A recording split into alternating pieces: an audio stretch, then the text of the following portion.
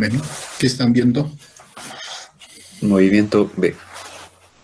Listo, muy bien, sí. Estábamos, o retomaremos los temas que hemos estado desarrollando y estamos justamente viendo esto del movimiento.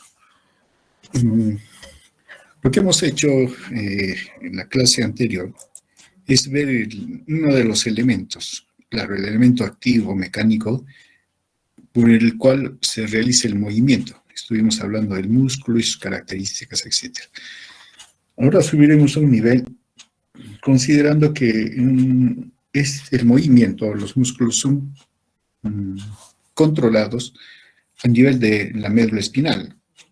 Claro, esto para efectos de la descripción, porque acuérdense que hay músculos, sobre todo los de la cabeza, que están controlados por los núcleos motores de los pares craneales, que es el símil de las asas anteriores, solo que tienen otra disposición diferente debido a que hay otras estructuras a nivel del tronco encefálico.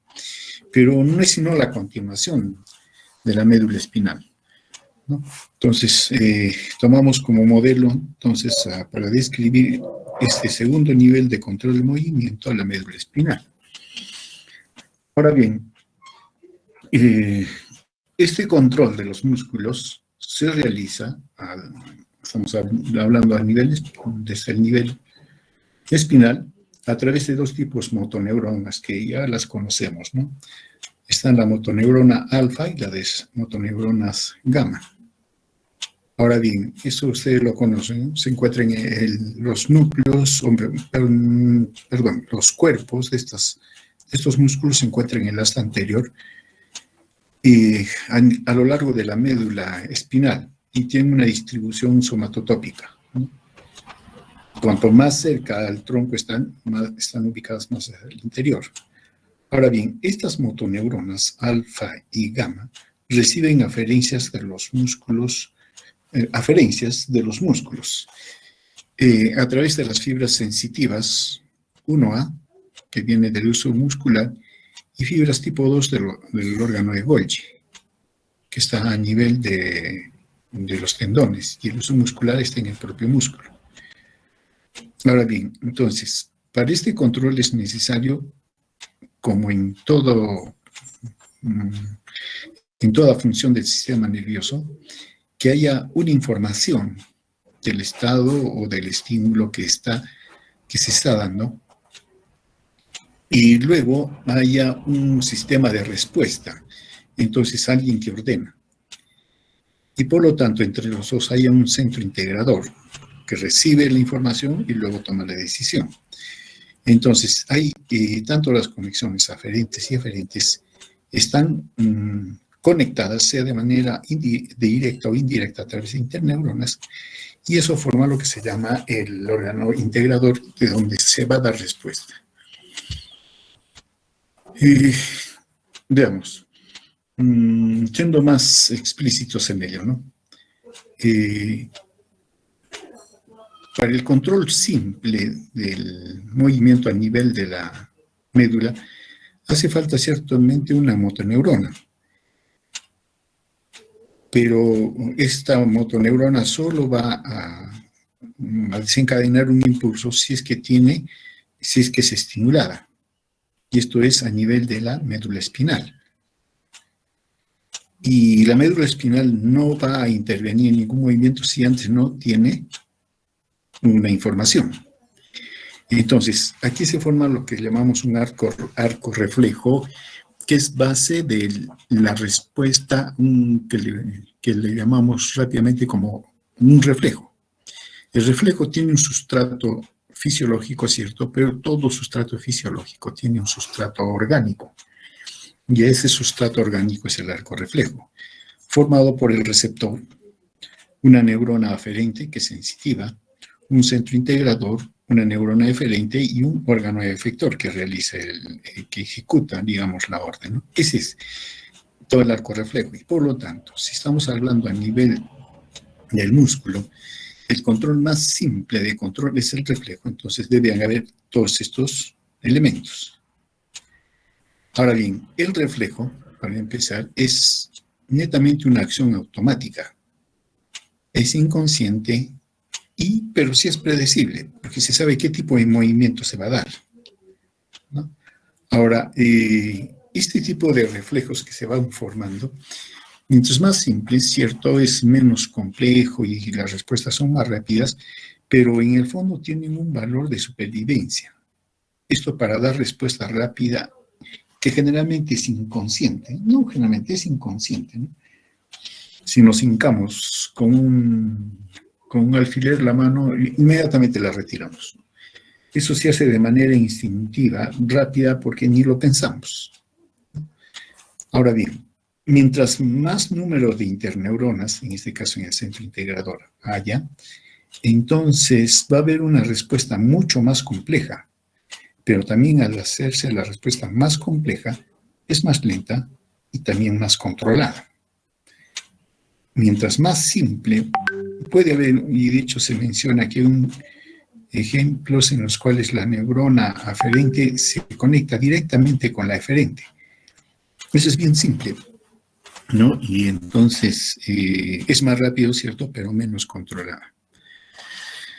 Por otro lado, a este nivel del centro integrador, si bien es cierto, hablamos de una neurona aferente y una eferente, pero como acá hay interneuronas, estas interneuronas posibilitan que venga influencia del nivel superior, de tal manera que modulan la respuesta que finalmente va a dar la neurona eferente. Aquí se da la modulación. Y no depende solo del mismo nivel, sino también depende de niveles superiores. Ahora bien, hay tres tipos de reflejo en cuanto al movimiento que estamos señalando.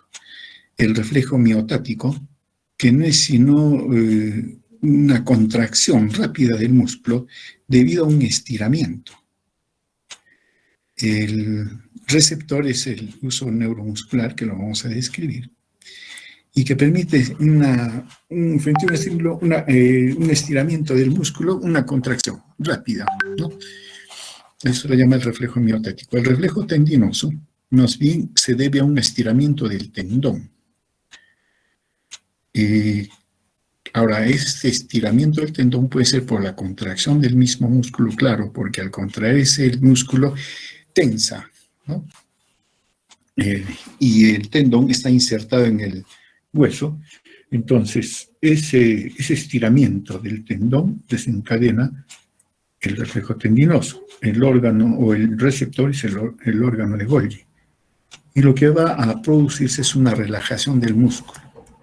Tenemos el reflejo flexor, que es una contracción de los músculos flexores que hace que se retire, digamos, el miembro para evitar el daño, ¿no? Eso es lo que llamamos el reflejo flexor. Y el receptor son receptores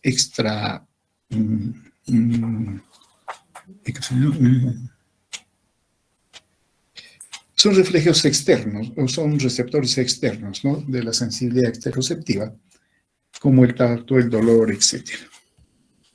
Veamos. En este arco reflejo que estamos mencionando, la parte sensitiva la constituyen dos tipos de fibras sensitivas. Las neuronas sensitivas de uso muscular, conocidos que son axones gruesos de tipo 1A, alfa también que se le llama, y las neuronas sensitivas del órgano de Golgi, que se encuentran a nivel del tendón, ¿no?, y son axones menos gruesos del tipo 2. En cuanto a las fibras motoras, como ya mencionamos, son dos tipos: las motoneuronas alfa, que inervan las fibras musculares extrafusales, propiamente inervan al músculo, al órgano mecánico que hace la contracción y produce el movimiento.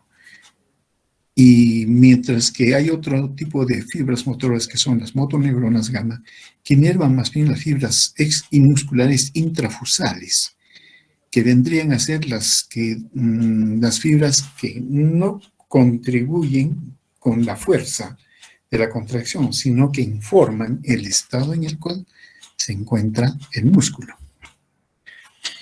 Las fibras intrafusales, que son los órganos receptores del músculo, están ubicados de manera paralela a las fibras propiamente musculares, ¿no? Y bueno, se les denomina como intrafusales, pues que están entre ellas, y a las otras, por simple relación, se les llama extrafusales, ¿no? Ahora bien, las fibras intrafusales, en su parte media, se origina la fibra sensitiva, la fibra sensorial. Y más bien, la fibra motora de este tipo de fibras intrafusales inerva más bien los extremos. Entonces, ¿qué es una célula contráctil? Sí, es una célula contráctil. Ahora, refiriéndonos al receptor, ¿no? A la fibra intrafusal. Como mencionamos, es el receptor del reflejo miotático. Bueno, se encuentra en la zona media ecuatorial del músculo, ¿no? Y se encuentra también estirada porque se inserta como se inserta el mismo músculo extrafusal en el hueso, por ejemplo, y está en paralelo con las fibras musculares. Sus extremos están fijos al tejido conectivo del músculo. Y bueno, hablando entonces el tamaño de esta fibra sería el tamaño del músculo, pero el centro, que se le denomina como propiamente el receptor, más o menos tiene 4 a 10 milímetros. Ahora, este tipo de receptor está constituido por dos tipos de fibras intrafusales. Las fibras en bolsa nuclear, que vendrían a ser, digamos, en este diagrama, este tipo de fibras, y las fibras de cadena nuclear, que vendrían a ser este otro tipo de fibras, ¿no? Pero ambas son sensitivas. Ahora bien, las fibras en bolsa nuclear tienen una dilatación en la parte central y donde se encuentra el núcleo.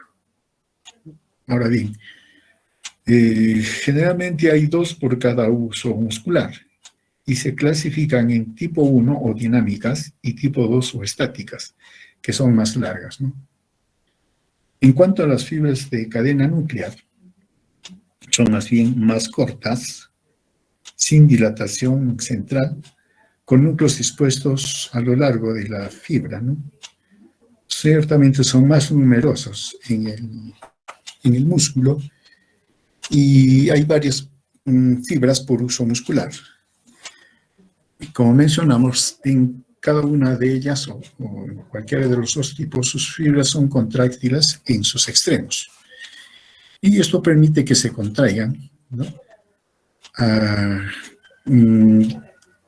Estas fibras, pero al contraerse, si se contraen los extremos, entonces lo que va a hacer es un estiramiento de la parte media, donde se encuentran el órgano sensitivo propiamente.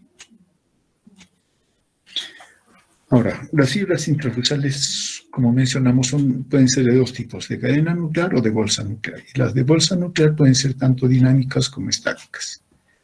Ahora, sus axones sensoriales son mielinizados. De la cadena nuclear son tipo 1A, ¿no?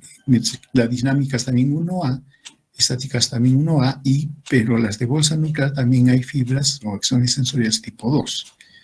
Ahora bien, las fibras tipo 1A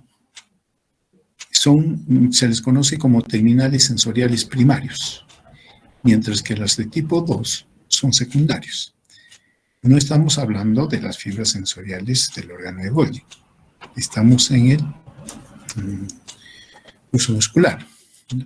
Ahora bien, estos se originan en lo que se llaman los terminales sensoriales primarios y secundarios, ¿cierto? Ahora bien, los terminales primarios sensoriales informan el estado de longitud y velocidad de cambio de longitud del músculo.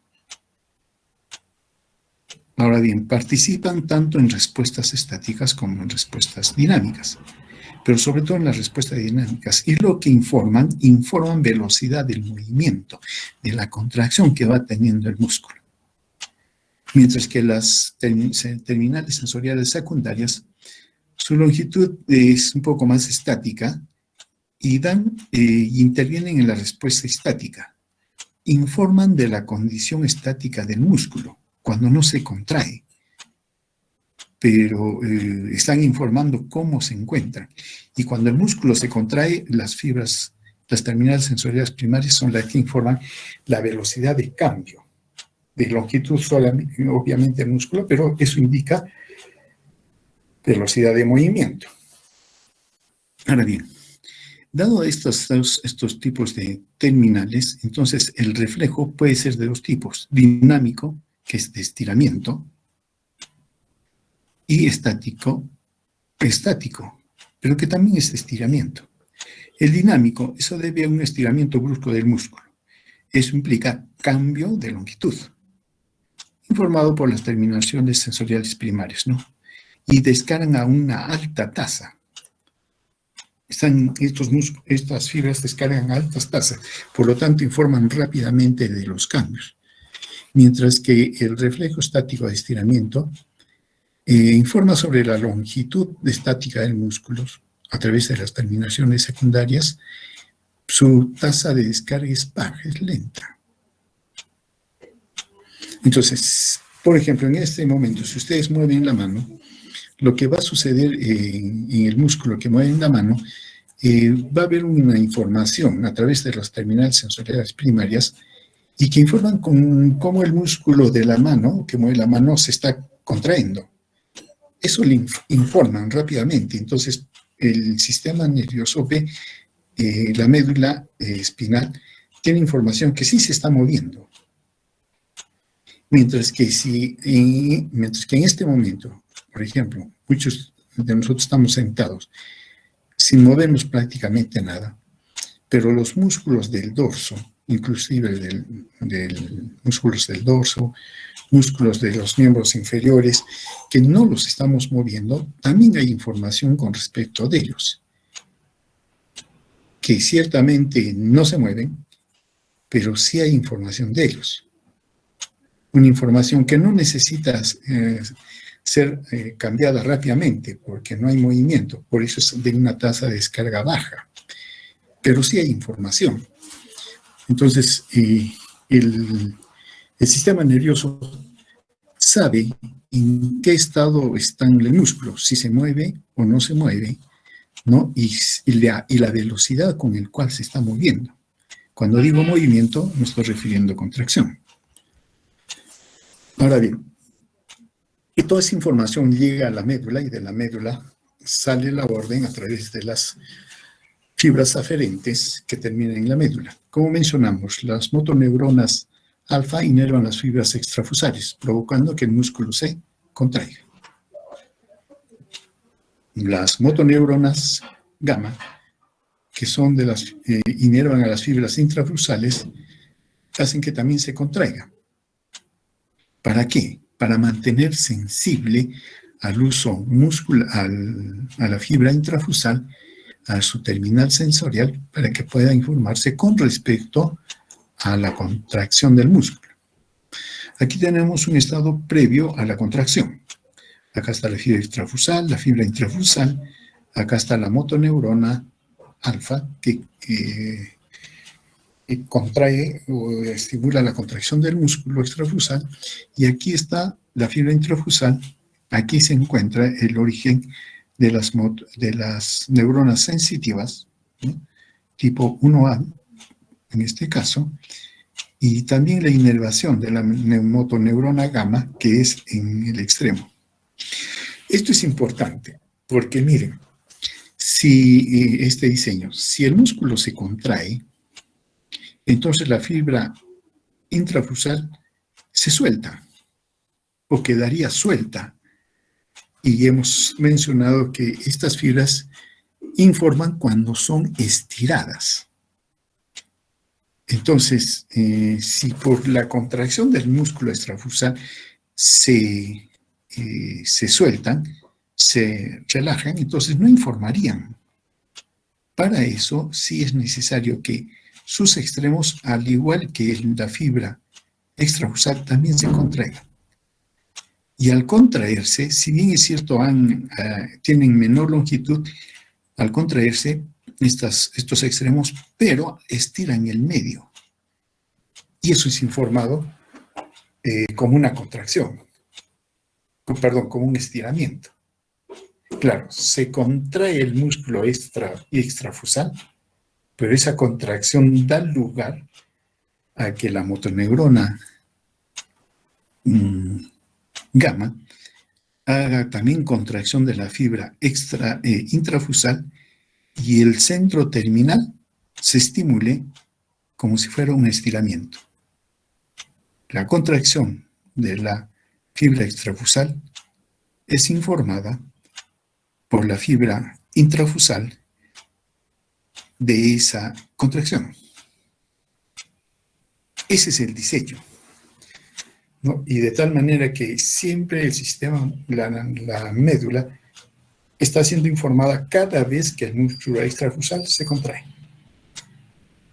Por eso es necesario que la fibra intrafusal también tenga una inervación motora. Ahora, las motoneuronas gamma, ¿no? Son las fibras del uso muscular y deben contraerse y relajarse para adaptar la longitud de las fibras, adaptar su longitud a las fibras esqueléticas extrafusales.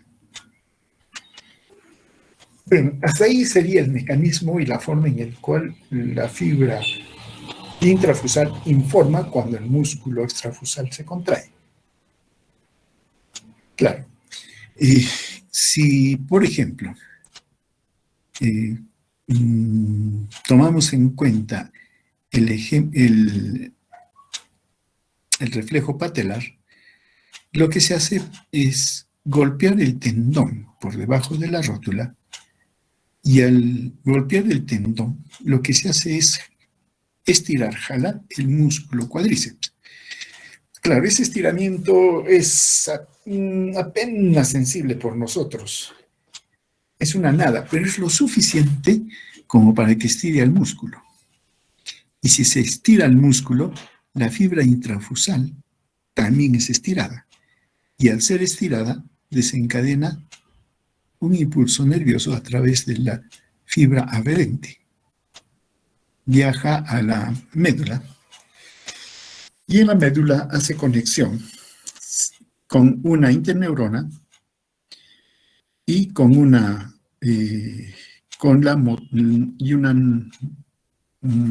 motora, una motoneurona tipo alfa. ¿Para qué? Y nosotros, y de hecho se han debido dar cuenta, ¿no?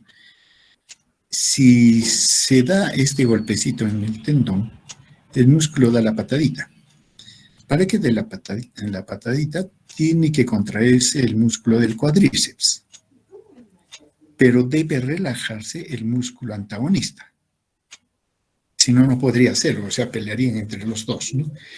Entonces, ¿eso qué implica? Que para el músculo del cuádriceps debe haber un estímulo, mientras que para el músculo antagonista debe haber una inhibición, y de eso se encarga la interneurona. La señal viene, estimula la motoneurona alfa, se contrae el músculo cuádriceps, y estimula una interneurona, y esa interneurona inhibe a la motoneurona del músculo antagonista, que es flexor. Entonces, no habiendo oposición, se contrae el cuádriceps y se tiene la patadita. Es mucho más completo, digamos, esto. De ahí que este reflejo, ¿no?, que nos indica la integridad de todo este circuito, este reflejo, que si no es la verificación del control a nivel medular, ¿no?, se da por la integridad de este arco reflejo. Entonces, a ese nivel sabemos que las cosas están bien. Pero, claro, no nos informa si es que hay conexión en la parte superior o con la parte inferior. Solo es ese nivel, nada más. Pero es un arco reflejo que está intacto y que permite este reflejo. Ahora bien, Este reflejo solo es posible en la medida que la fibra intrafusal siempre informa tensión, y para eso tiene que estar estirada. Y por lo tanto, la motoneurona gamma está actuando sobre sus extremos para que siempre se contraigan. A veces más, a veces menos, pero siempre debe haber esa información. Y como siempre hay información, como que siempre está estirada y siempre hay una descarga, eso hace que el músculo siempre esté con una descarga tónica, constante. Y eso se llama tono muscular. Aquí estaríamos viendo solo el tono muscular como el arco reflejo a nivel medular. Pero el tono muscular es base del movimiento muscular. Solo puede haber tono muscular si es que este arco reflejo que hemos mencionado funciona, está indemne. Si no funcionan cualquiera de esos dos elementos, o cualquiera de los elementos, no hay tono y no hay movimiento. Veamos. El tono muscular, también conocido como reflejo miotático, es un estado de semicontracción muscular. Y definitivamente es una resistencia a la movilización pasiva. Si ustedes ven una persona o un paciente, uno trata de mover cualquiera de sus extremidades, unos más, otros menos, pero hay cierta resistencia. No solamente por el aspecto elástico o tipo del tejido, sino porque hay ese tono. Si una persona está tensa, dura, es más difícil, ¿no? O sea, hay que hacer más fuerza y uno se da cuenta. Como también se puede dar cuenta uno cuando la persona está bien relajada, ¿no? Está suelta, ¿no? Entonces, eso uno lo puede ver. Esa contracción del músculo, que puede ser mayor o menor, es tono, ¿no? Y se mantiene justamente por el arco reflejo miotático medular que acabamos de escribir. Pero este reflejo miotático recibe influencia de la vía piramidal, lo que le llamamos la vía extrapiramidal y el cerebelo, de tal manera que lo modulan. Lo pueden facilitar como lo pueden inhibir, pero no lo pueden abolir. Estamos hablando en términos fisiológicos. Claro que si hay una lesión, un corte, esa es otra cosa, ¿no? Pero está bajo control. O más que control, influencia, nosotros diríamos, ¿no? Ahora, este tono muscular que estamos hablando va a depender del músculo en particular y de su localización. Es diferente un músculo, su tono, mejor dicho, va a ser diseñado si está en las extremidades o en el tronco, en el tronco, por ejemplo, ¿no? La posición del individuo y la capacidad de relajar los músculos de manera voluntaria. Aparte de eso, el tono no es solo el mecanismo que hemos mencionado, sino que ese tono tiene fuerte influencia personal, de la experiencia personal. Por eso que a veces, si estamos por alguna razón preocupados, tensos, el tono muscular aumenta. Y si estamos tranquilos, como mencionamos, relajados, el tono también disminuye. Entonces, nuestro tono no solamente es propiamente la parte orgánica que estamos mencionando, es también experiencia personal y hay influencia, por lo tanto, emocional. Con o sin esa influencia, no, mejor dicho, más o menos esa influencia, el tono muscular es esencial para mantener la postura que adoptamos en cualquier posición, incluyendo la posición de pie. Este reflejo que estamos mencionando, miotático, es simple, ¿no? Si lo estimulo, se contrae el músculo y listo, es lo que hace. Pero eso a su vez hace de que ese tono, todos nuestros músculos tengan tono, y eso nos permite estar en una posición, parados. Si no existiera ese tono, simplemente nos caeríamos.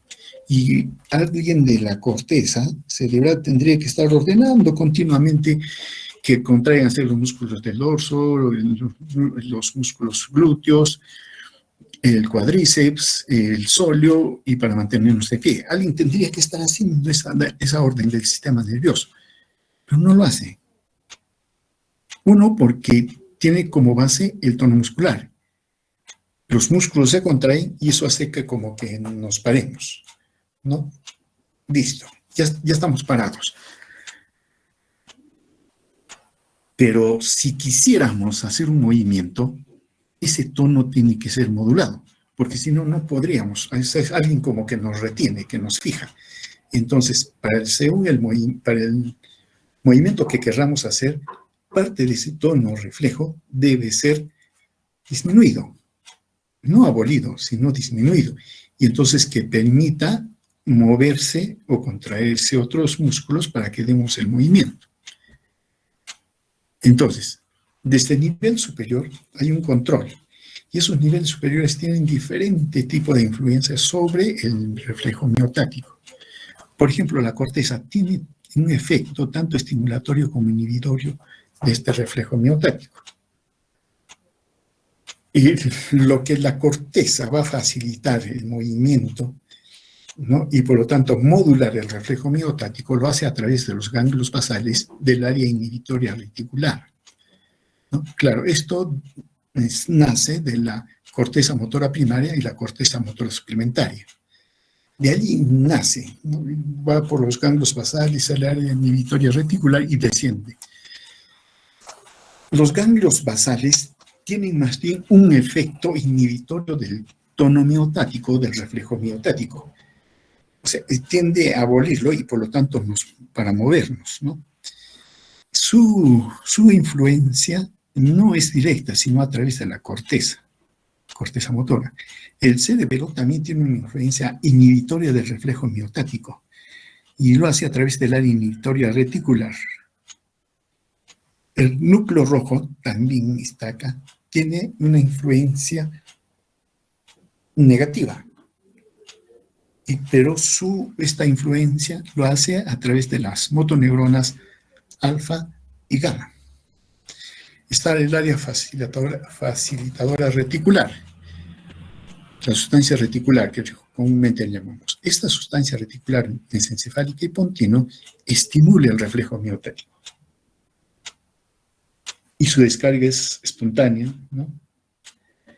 Y se considera a este tipo de influencia de la sustancia reticular del mesencéfalo y pontino como una aferencia prácticamente, ¿no? Ahora, los núcleos vestibulares sí tienen conexión con las motoneuronas alfa y su influencia es estímulo del reflejo miotático.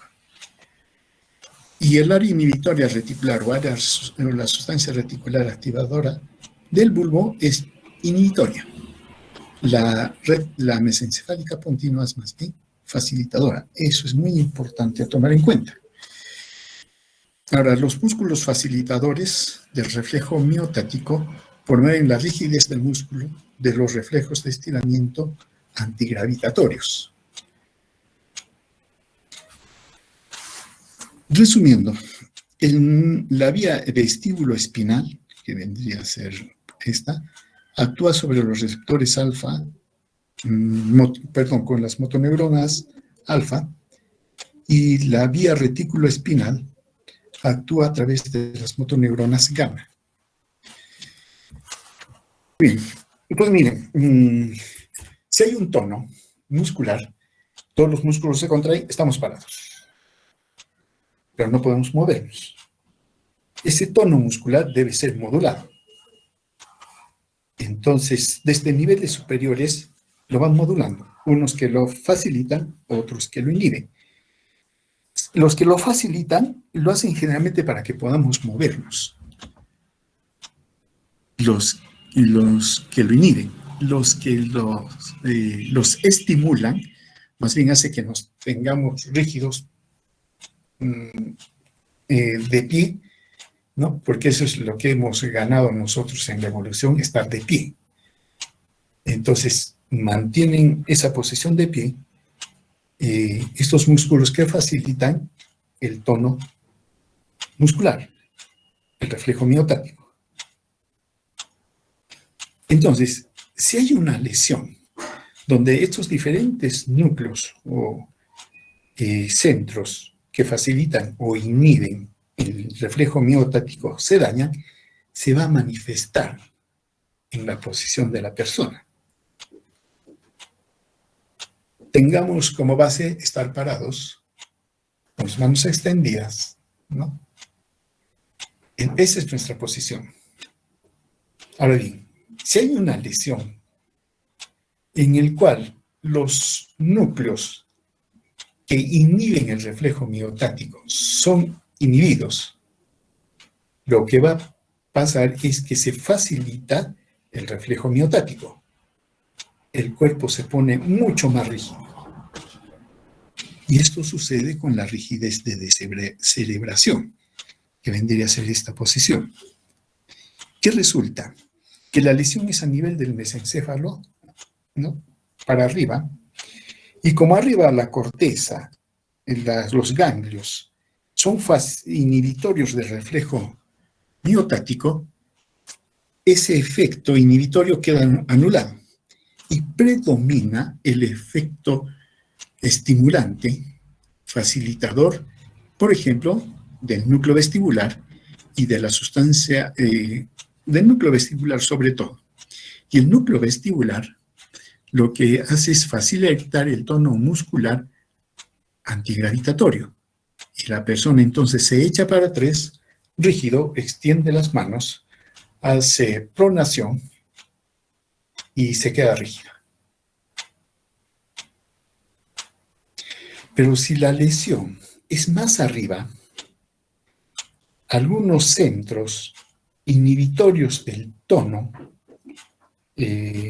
miotático van a poder tener influencia sobre el reflejo miotático y por lo tanto van a poder facilitar de ciertas zonas que el reflejo miotático tensor sea bloqueado. En esa parte. Y esa parte del cuerpo puede hacer flexión. Ejemplo, la rigidez de decorticación. En este caso la lesión es más arriba, pero ¿qué deja, por ejemplo, libre? Al núcleo rojo. El núcleo rojo tiene influencia sobre nuestros miembros superiores, no sobre los miembros inferiores. Y como facilita, o mejor dicho, inhibe el tono miotático, entonces como que deja la facilidad de la flexión de los miembros superiores. Y entonces los miembros superiores se flexionan. ¿Y qué tenemos? Una persona en rigidez de decorticación, de descerebración, pero con los miembros superiores flexionados. Entonces hay influencia de centros que inhiben el reflejo miotático, como el núcleo rojo. Y eso nos indica a qué nivel se está dando la lesión. Rigidez de decorticación. Todo está extendido. Miembros superiores, miembros inferiores, el dorso y la cabeza echada para atrás. Esa es una lesión a nivel por debajo, por lo menos, del mesencéfalo. Pero si uno encuentra la rigidez de decorticación, la lesión está más arriba del mesencéfalo, más arriba del mesencéfalo, y está dejando esa parte del puente que tiene influencia inhibitoria del reflejo miotático. Y ahí se da la flexión del miembro superior. Eso es clave, ¿no? Entonces, con eso uno más o menos puede darse cuenta a qué nivel puede haber una lesión en caso de un paciente, ¿no? Un accidente, por ejemplo, o inclusive una tumoración. Como mencionamos, la rigidez de descerebración es una sección a nivel del mesencéfalo. Los núcleos reticulares y vestibulares están intactos del bulbo. Se pierde el control de los núcleos pulvares, hay hiperactividad de los núcleos pontinos, que son músculos antigravitatorios y extensores. Y la rigidez se da por pérdida del control cortical del núcleo rojo y los ganglios basales sobre los núcleos pulvares, ¿no? Entonces, a este nivel aproximadamente sería la lesión. Y aquí están los núcleos vestibulares, que son los que extenderían al cuerpo, ¿no? En esa extensión que hemos mencionado. Ciertamente la sustancia reticular bulbar es un inhibitorio de esto, pero es mucho más predominante el efecto de los núcleos vestibulares, ¿no? Listo. Entonces, miren, el tono muscular nos permite estar de pie, cierto, pero que tiene que ser modulado para que nosotros podamos para que podamos movilizarnos. Y hay estructuras, como hemos mencionado, que los inhiben, o que lo inhiben, o lo facilitan. Ahora bien, el tono muscular es mediado, sí, por el uso neuromuscular y es responsable del tono muscular. Y este está influenciado por estructuras del sistema nervioso a nivel superior. Ahora, el tono muscular es una condición de tensión activa del músculo que se encuentra en reposo y que se desarrolla bajo control del sistema nervioso. Una ligera tensión contráctil, ¿no?, en la cual se encuentra permanente el músculo esquelético. Y esto no está directamente relacionado con la actividad específica. El tono muscular podemos también considerarlo en diferentes niveles de actuación, ¿no? A nivel de cuando uno está en reposo, entonces el tono de reposo, claro, nos dormimos, nos echamos, pero nuestro cuerpo siempre tiene un tono, unos más, otros menos, también depende de la situación en la que nos encontremos, sobre todo en una situación, digamos, emocional, ¿no? Este tono en reposo permite que haya una integridad del aparato locomotor.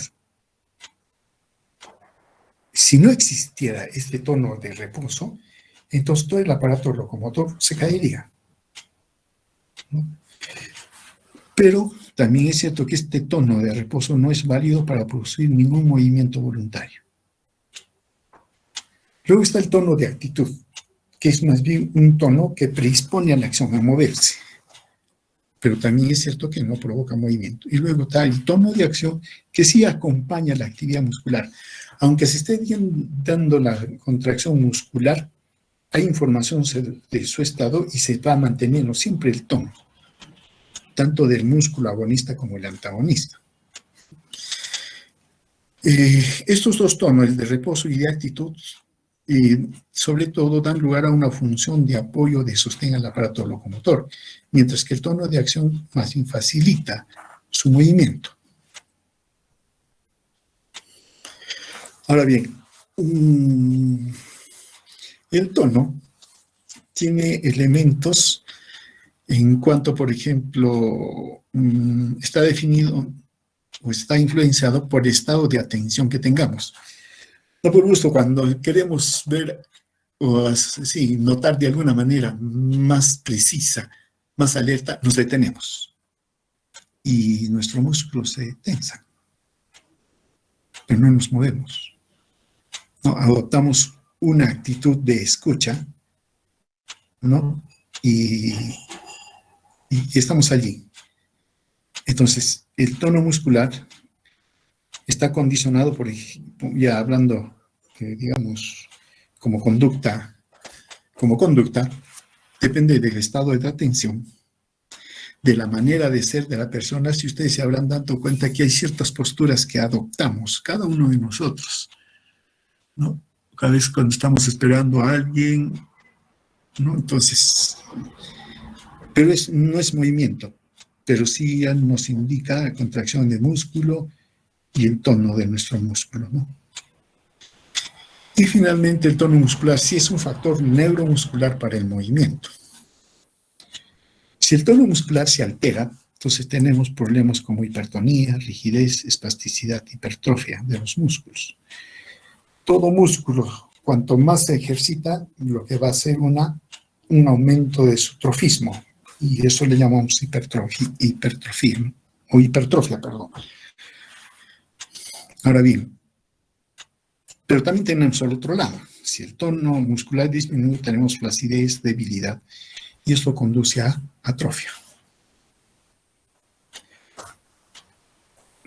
La hipertonía, la rigidez, da lugar a un aumento del tono muscular, a una hipertrofia, mientras que lo contrario, la flacidez, debilidad, lleva a una atrofia.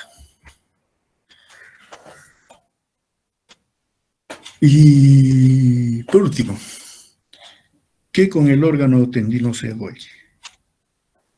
Este receptor se encuentra ubicado entre el músculo mismo, ¿no?, y el tendón de inserción de ese músculo. Se encuentra en medio. Entonces, ¿qué puede informar? ¿Contracción? Podría ser, pero está al final, ¿no? Lo que va a informar es tensión. Si este músculo se contrae, entonces va a jalar al tendón y acá estaría la inserción en el hueso. Entonces lo va a jalar al hueso y todo el tendón que nosotros le llamamos, se va a estirar. Va a haber tensión. Y ahí está el órgano tendinoso de Golgi y él informa entonces tensión, fuerza que está realizando el músculo al momento del movimiento. Mientras más fuerte sea la contracción, más intensa, el órgano tendinoso de Golgi informa más. Va a informar hasta un punto en el cual, mejor dicho, va a informar cuando la tensión en el tendón sea alta. O sea, tiene un nivel umbral alto. Y cuando llega a activarse, lo que va a hacer más bien es, a través del arco reflejo, inhibir a la motoneurona del músculo. Y el músculo cae. Por lo tanto, es un reflejo de protección al músculo. Es bien difícil que un tendón se desgarre, el tendón. Lo que sucede es que se lesiona la inserción. Eso se lesiona. Y tiene que ser una fuerza muy intensa para que descargue y el músculo caiga, ¿no? Tratando de protegerlo. Entonces, en realidad, este órgano es el órgano tendinoso Golgi es un órgano de protección para el estiramiento excesivo del músculo y que le cause daño. Y a diferencia del reflejo miotáctico, más bien hace de que el músculo caiga, se relaje. Si estiramos con mucha fuerza al tendón, entonces lo que va a influenciar no es si hace contracción, sino que caiga, para evitar que el músculo se desgarre o se lesione. Bien. Hasta aquí sería este otro nivel de control del movimiento, que básicamente tiene que ver con el control del tono muscular, del reflejo miotáctico. Le haremos caso a la tabla. Hasta acá llegaremos por el momento. ¿Alguna pregunta?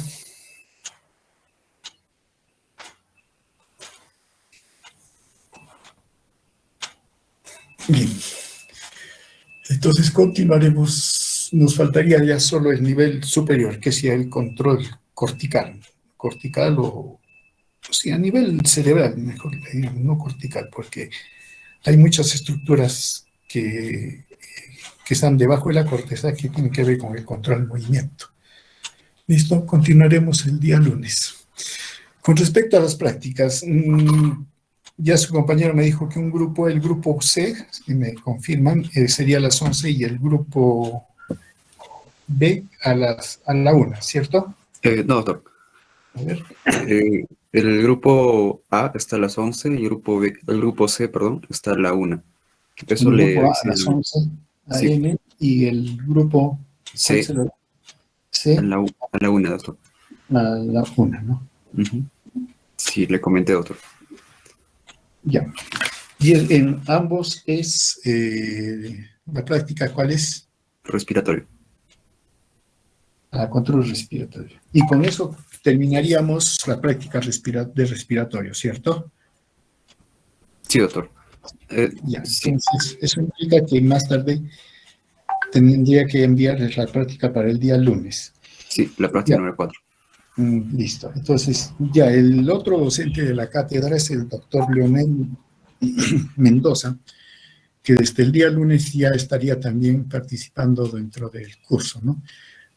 Recién me han enviado su nombre, entonces voy a coordinar con él. Entonces, para el día lunes, las prácticas ya tienen que ser divididas en 4 grupos para la siguiente práctica. Entonces, O sea, doctor, hagan la práctica 3. sí, para las prácticas del día lunes. Esta práctica de respiratorio lo concluimos con los 3 grupos, ¿no? Pero para el día lunes, que habría nuevamente prácticas, ya es otro tema, ¿no? Que yo les voy a enviar para que lo preparen. Ya allí más bien se tiene que trabajar en grupos de 4. 2 trabajarán con el doctor Mendoza y 2 trabajarán conmigo.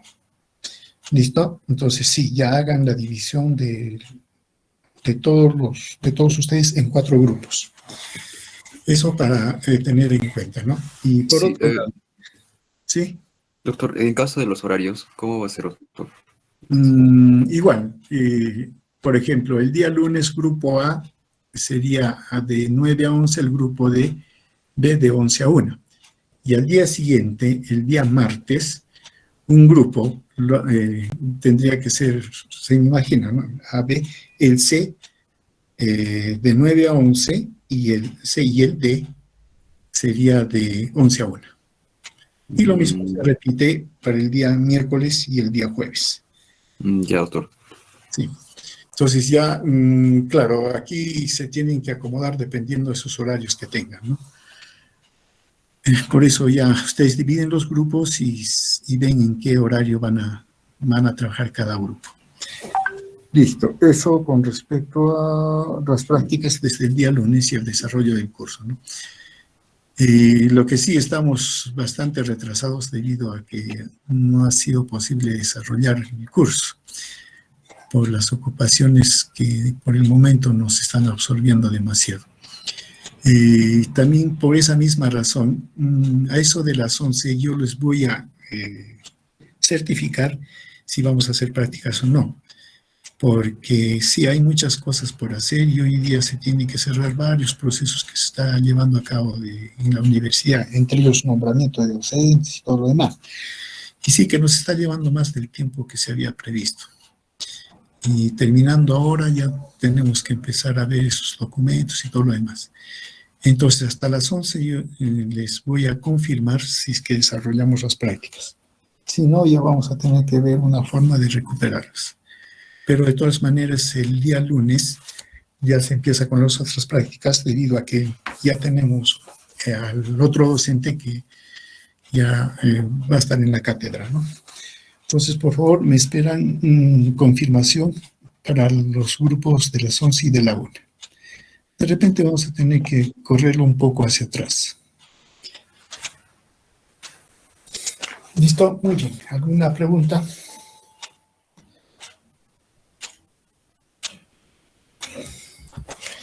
Listo. Si no tienen ninguna pregunta, entonces nos vemos más tarde. ¿Listo? Sí, doctor. Hasta luego.